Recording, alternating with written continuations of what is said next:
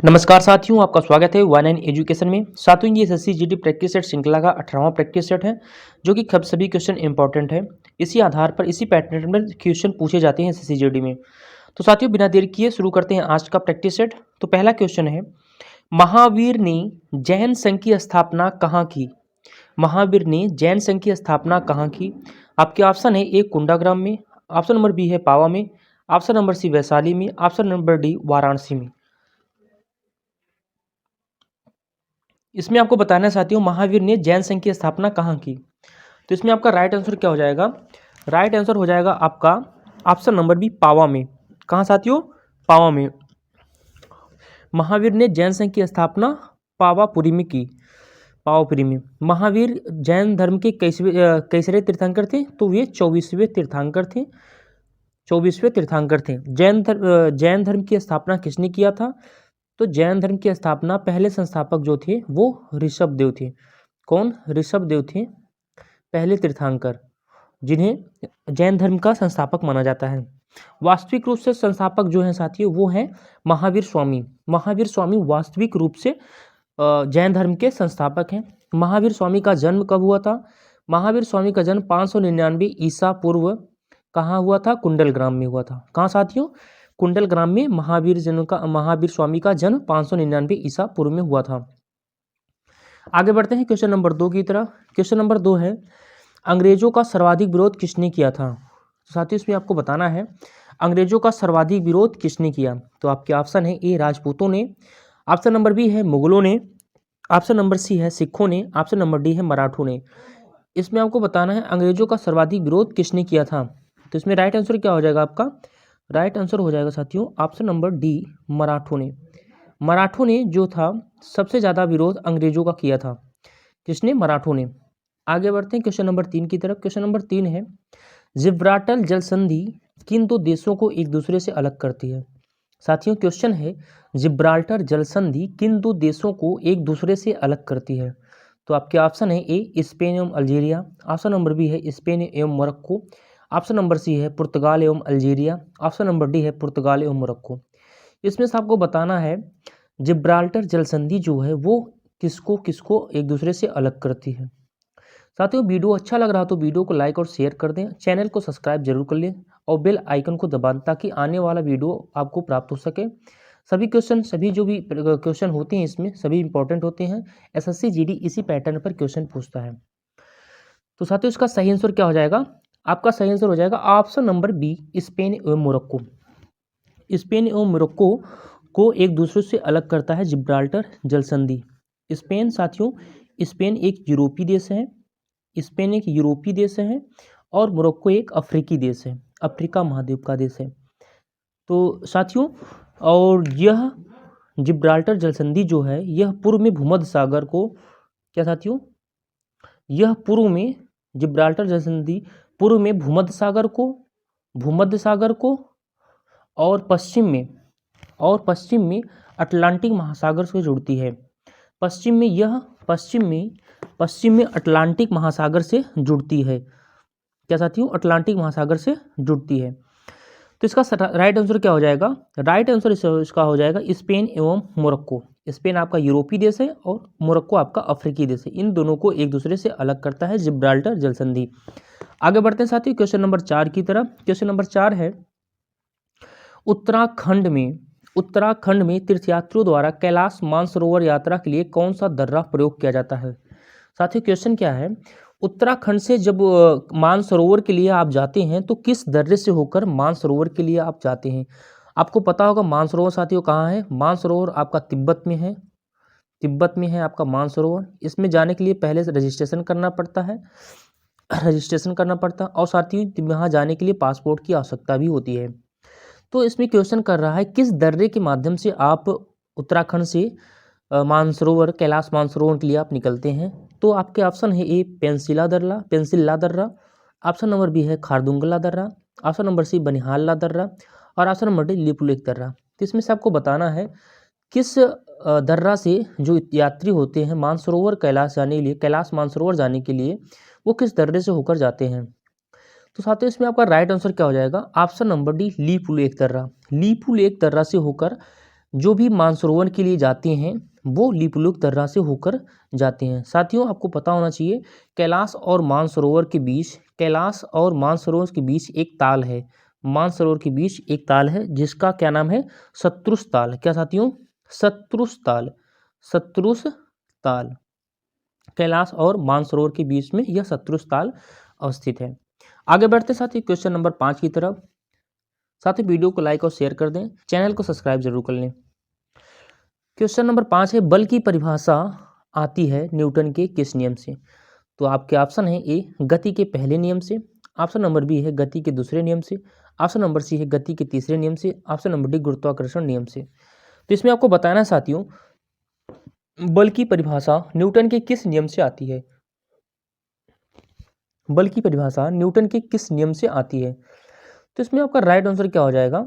Right answer हो जाएगा साथियों ऑप्शन नंबर ए गति का परिभाषा जो होता है गति के पहले नियम से बल की परिभाषा प्राप्त होती है और गति के दूसरे नियम से बल का सूत्र प्राप्त होता है। F equal to M into A. M हो गया मास और ये एक्सीलरेशन, मतलब द्रव्यमान और त्वरण, द्रव्यमान गुणित त्वरण बराबर क्या होता है? बल। आगे बढ़ते हैं साथियों क्वेश्चन नंबर 6 की तरफ। क्वेश्चन नंबर 6 है सूर्य महोत्सव निम्नलिखित में से किस शहर से संबंधित है? तो आपके ऑप्शन है ए तिरुवनंतपुरम, ऑप्शन नंबर बी है चेन्नई, ऑप्शन नंबर सी है Jaipur, option number D Hyderabad.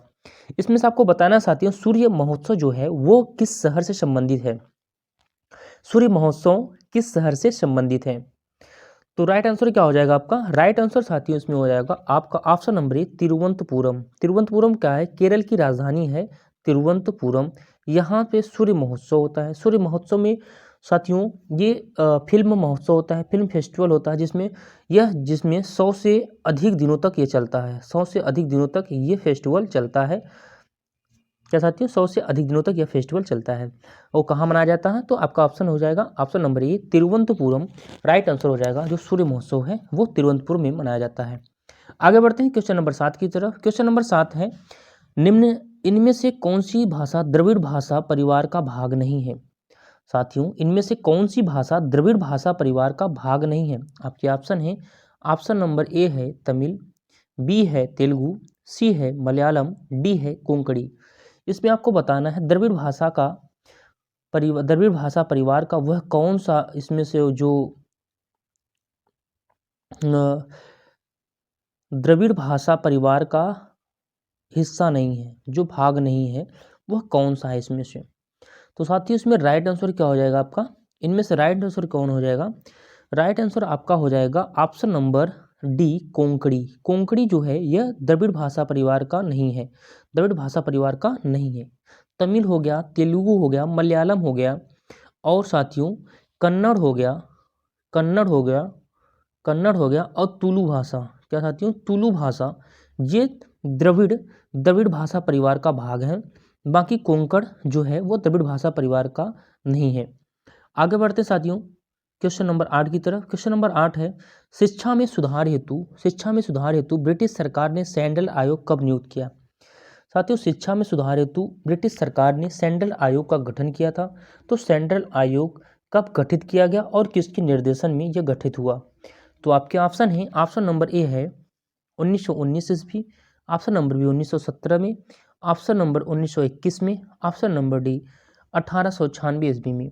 Sandal आयोग कब नियुक्त हुआ? तो साथियों सैंडल आयोग कब नियुक्त हुआ? तो इसमें आपका राइट आंसर हो जाएगा 1917, ऑप्शन नंबर बी 1917 में सैंडल आयोग नियुक्त हुआ या गठित हुआ। किसके निर्देशन में? माइकल सैंडलर के नेतृत्व में, यमी सैंडल के नेतृत्व में यह गठित हुआ।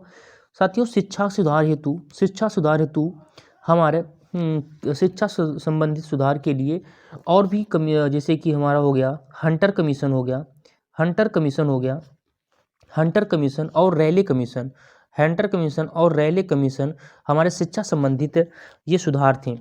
हंटर कमीशन और रैले कमीशन जो हैं वो शिक्षा संबंधी सुधार के लिए गठित किए गए थे। आगे बढ़ते हैं क्वेश्चन नंबर 9 की तरफ। क्वेश्चन नंबर 9 है वेबसाइट का मेन पेज को क्या कहते हैं? वेबसाइट के मेन पेज को क्या कहते हैं? तो आपके ऑप्शन है A home page, option number B है browser page, option number C है search page, option number D है बुकमार्क। इसमें से आपको बताना है वेबसाइट के मेन पेज को क्या कहते हैं। साथियों, वेबसाइट के मेन पेज को क्या कहते हैं? तो इसमें आपका राइट आंसर क्या हो जाएगा? Option number A home page. Home page को वेबसाइट का मेन पेज कहते हैं, या इंडेक्स पेज। क्या साथियों? इंडेक्स या इसे इंडेक्स पेज भी कहते हैं। वेबसाइट के मेन पेज को इंडेक्स पेज या होम पेज कहते हैं। आगे बढ़ते हैं क्वेश्चन नंबर 10 की तरफ। क्वेश्चन नंबर 10 है हाइड्रोजन सभी अम्लों का एक आवश्यक अवयव है, यह सर्वप्रथम किसने कहा?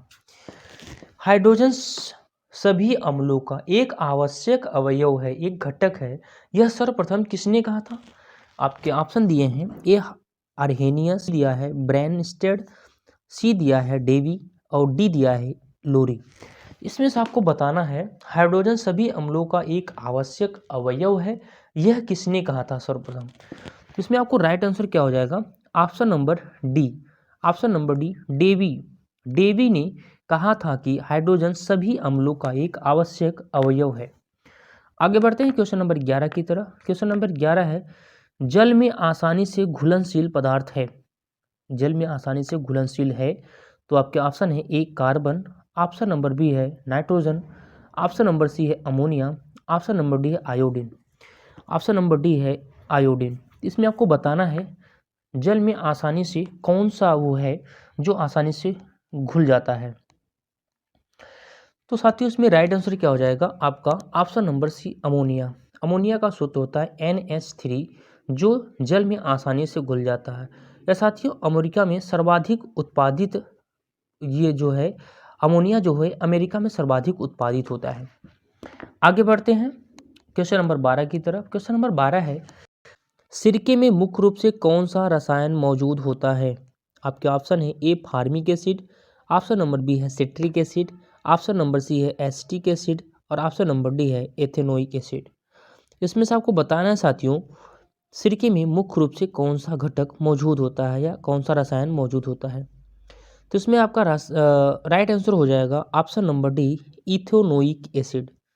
इथेनोइक एसिड जो है वो सिरके में मौजूद रहता है, और सिरके में जो एसिड पाया जाता है वो कौन सा? एसिटिक एसिड मिलता है। जो एसिटिक एसिड और एथेनोइक एसिड दोनों एक ही होते हैं। तो एसिटिक एसिड का सूत्र होता है, क्या होता है? CH3COOH। CH3COOH एसिटिक एसिड का सूत्र होता है।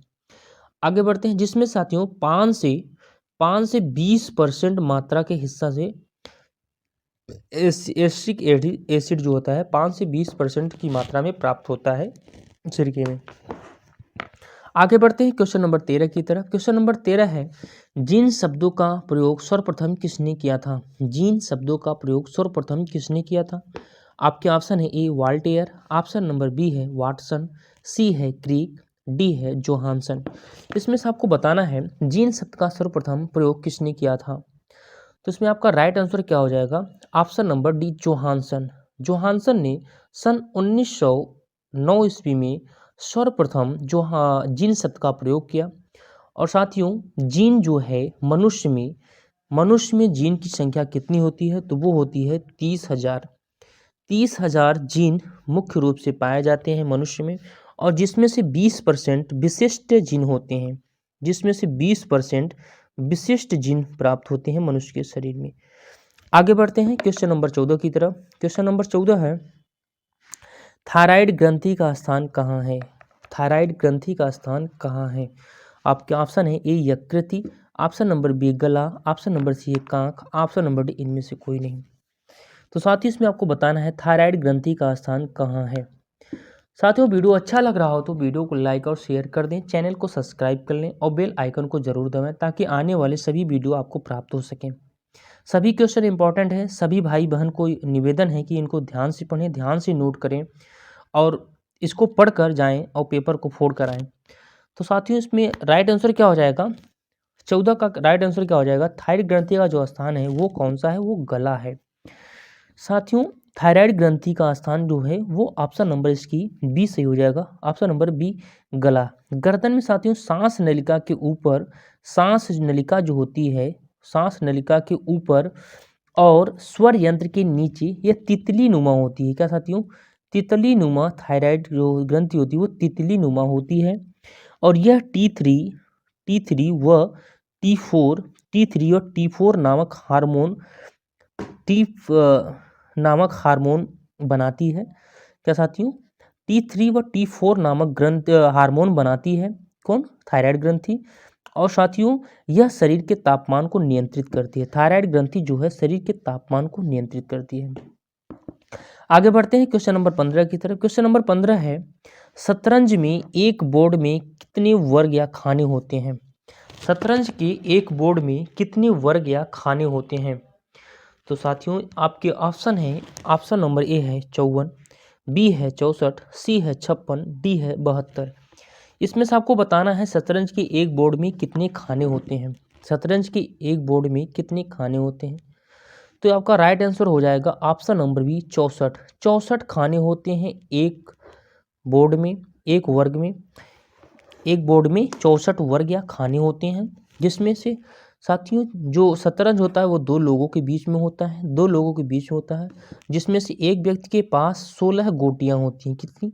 16 गोटियां होती हैं एक व्यक्ति के पास, जिसमें से इन गोटियों में से 5 क्या साथियों 8 प्यादे होते हैं। 8 प्यादे होते हैं, 8 प्यादे हो गए। दो घोड़ा, दो घोड़ा हो गया, और 2 हाथी हो गई, 2 हाथी हो गई साथियों, और 2 ऊँट हो गए, और एक राजा और एक रानी, एक राजा एक रानी। राजा को मारना होता है इसमें। अगर आप सामने वाला राजा को मार दिया आपके तो वो जीत जाएगा। तो साथियों आपका राइट आंसर क्या हो जाएगा? ऑप्शन नंबर बी 64 खाने या वर्ग होते हैं एक शतरंज के बोर्ड में। आगे बढ़ते हैं क्वेश्चन नंबर 16 की तरफ। क्वेश्चन नंबर 16 है, भारत के किस राज्य ने मल्लखम्ब को अपना राज्य खेल घोषित किया है? इंपॉर्टेंट क्वेश्चन है साथियों, इसको नोट कर लीजिएगा। तो आपके ऑप्शन है A Maharashtra, option number B Madhya Pradesh, option number C Delhi, option number D Karnataka. इसमें से आपको बताना है वह कौन सा राज्य है जो मल्लखम्ब को अपना राष्ट्रीय खेल या राज्य खेल घोषित किया है।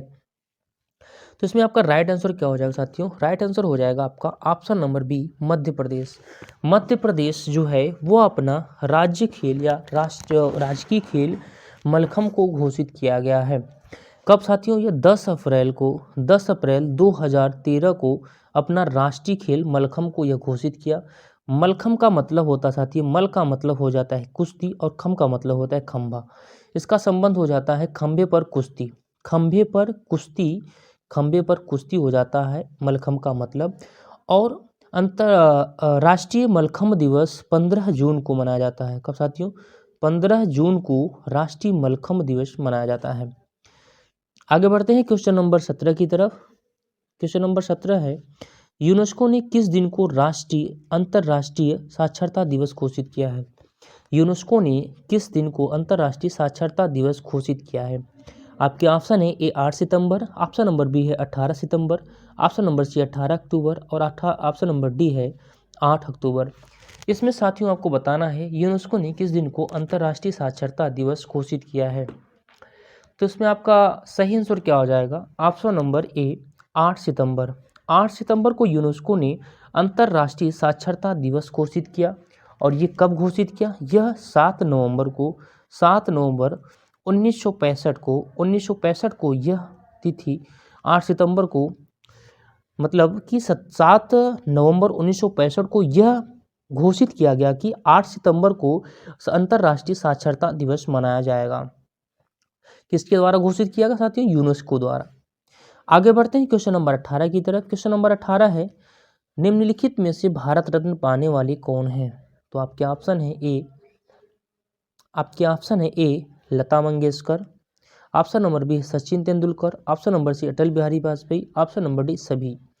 इसमें से आपको बताना है कि भारत रत्न इनमें से कौन कौन को प्राप्त हुआ है। तो इसमें आपका राइट आंसर क्या हो जाएगा? ऑप्शन नंबर डी सभी, लता मंगेशकर। आगे बढ़ते हैं साथियों क्वेश्चन नंबर 19 की तरफ। क्वेश्चन नंबर 19 है, अर्थशास्त्र के क्षेत्र में नोबेल पुरस्कार किस वर्ष प्रदान किया जा रहा है?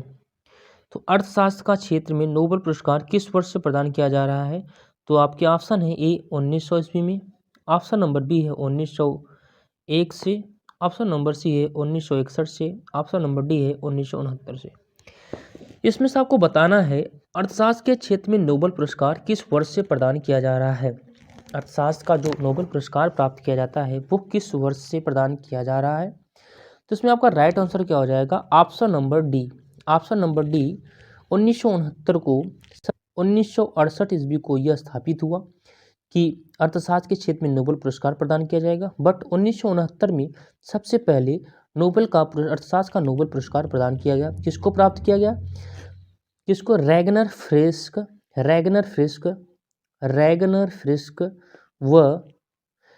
व जॉन टिनबर्गेन को यह नोबेल का पुरस्कार सबसे पहले 1969 में प्राप्त हुआ था। आगे बढ़ते हैं साथियों क्वेश्चन नंबर 20 की तरफ। क्वेश्चन नंबर 20 है, डॉक्टर अंबेडकर के अनुसार कौन सा अनुच्छेद भारतीय संविधान का सबसे महत्वपूर्ण अनुच्छेद है? डॉक्टर अंबेडकर के अनुसार कौन सा अनुच्छेद भारतीय संविधान का सबसे महत्वपूर्ण अनुच्छेद है? तो आपका ऑप्शन है ऑप्शन नंबर ए है अनुच्छेद 21, बी है अनुच्छेद 24, सी है अनुच्छेद 32 और डी है अनुच्छेद 156। इसमें आपको बताना है अंबेडकर के अनुसार भारतीय संविधान का सबसे महत्वपूर्ण अनुच्छेद कौन है। तो आपका इसमें राइट आंसर क्या हो जाएगा? ऑप्शन नंबर सी अनुच्छेद 32। अनुच्छेद 32 जो है डॉक्टर अंबेडकर के अनुसार महत्वपूर्ण अनुच्छेद है और महत्वपूर्ण अनुच्छेद है। अनुच्छेद 32 जो है वो संवैधानिक उपचारों का अधिकार है। क्या साथियों? संवैधानिक उपचारों का अधिकार है।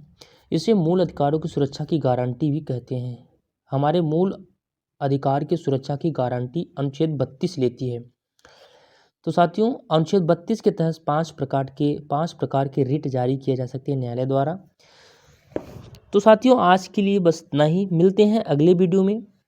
साथियों वीडियो अच्छा लगा हो तो वीडियो को लाइक और शेयर करें, चैनल को जरूर सब्सक्राइब कर लें और बेल आइकन को दबा दें जिससे आने वाली वीडियो आपको प्राप्त हो सके। तो साथियों बस आज के लिए इतना ही, मिलते हैं अगले वीडियो में। धन्यवाद।